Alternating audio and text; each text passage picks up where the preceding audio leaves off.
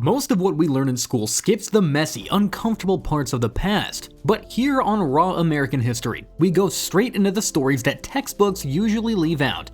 Today, we're talking about one of the most brutal nights in Los Angeles history, when a mob of hundreds stormed Chinatown, dragged innocent people out into the streets, and lynched them while the police stood by.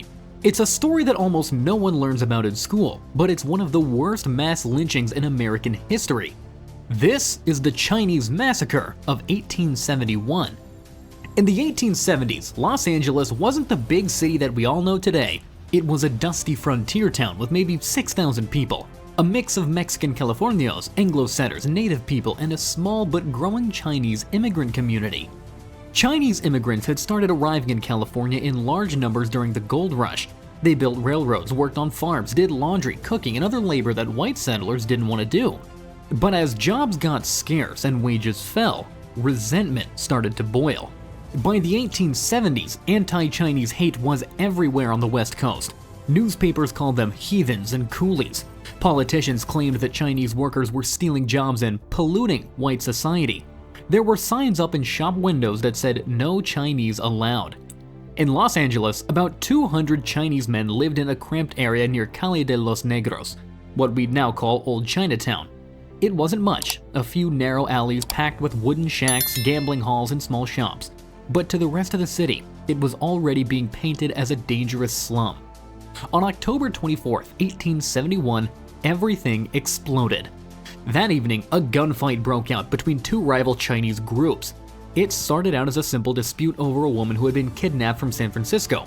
One of the men, a respected Chinese community leader named Ai Choi, was shot and wounded. When a white rancher tried to intervene, he got caught in the crossfire and was killed. That single death, one white man, set off a chain reaction.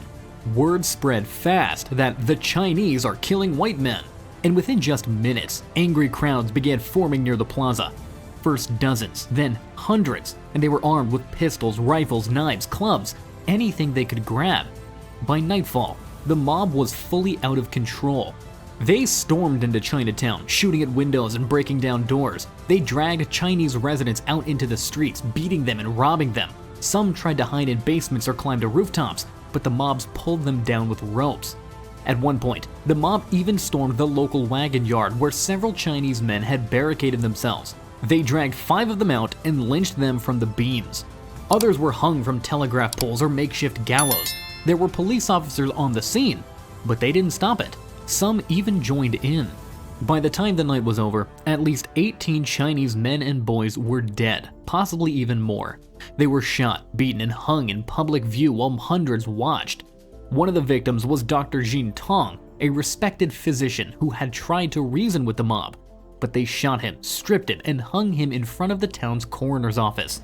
Another was Ah Wing, a teenage boy who begged for his life before being killed. The next morning, the plaza was quiet. The mob had gone home, the victims' bodies hung from beams and posts out in the sun. And Los Angeles, the future city of angels, simply tried to move on. When news of the massacre spread, it shocked parts of the country, but not as much as you might think. Some newspapers called it unfortunate, others outright defended the mob, and a few even joked about it. City leaders claimed that they were powerless to stop the crowd, but the truth is, the mob had attacked with near total impunity. A grand juror eventually indicted 19 men for murder, but only 8 were actually convicted, and all of their convictions were overturned on technicalities. Not a single person ever served a real sentence for the massacre. 18 people were murdered out in the open, and the official number of consequences was 0. So why does this story matter? Well, because it wasn't an isolated incident. The Chinese Massacre of 1871 was part of a much larger wave of anti-Chinese violence that swept across the American West in the late 1800s. There were riots in San Francisco, Denver, and Seattle. Entire Chinatowns were burned to the ground in places like Rock Springs, Wyoming, and Tacoma, Washington. And just a few years later, the US government made that racism official with the Chinese Exclusion Act of 1882. The first federal law to ban immigration based purely on race or nationality. For the next 6 years, Chinese people were legally barred from becoming US citizens. What happened in Los Angeles wasn't just some random mob losing control. It was the physical expression of a system that had already decided that Chinese lives simply didn't count. The killers went free because society didn't see their victims as people worth justice. Today, the site of the massacre is part of LA's historic Chinatown. There's a small plaque tucked away near the plaza marking the event. Most people walking past, though, wouldn't even notice. But to the families of those who died and for the generations of Asian Americans who came after, the memory never really disappeared. When we talk about America's history of racial violence, most people think about the Deep South, lynchings of Black Americans, Jim Crow, segregation. But this story shows that the West had its own version, rooted in economic fear, dehumanization, and the idea that some people simply didn't belong.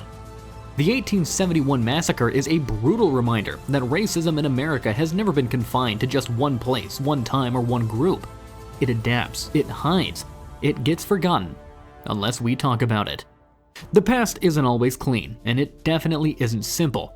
But the more we uncover these forgotten stories, the more we see history for what it really was: raw, human, and complicated. If you found this breakdown eye-opening, be sure to hit that like button, drop a comment down below with your thoughts, and subscribe for more episodes of Raw American History. Because history isn't always clean, it's raw.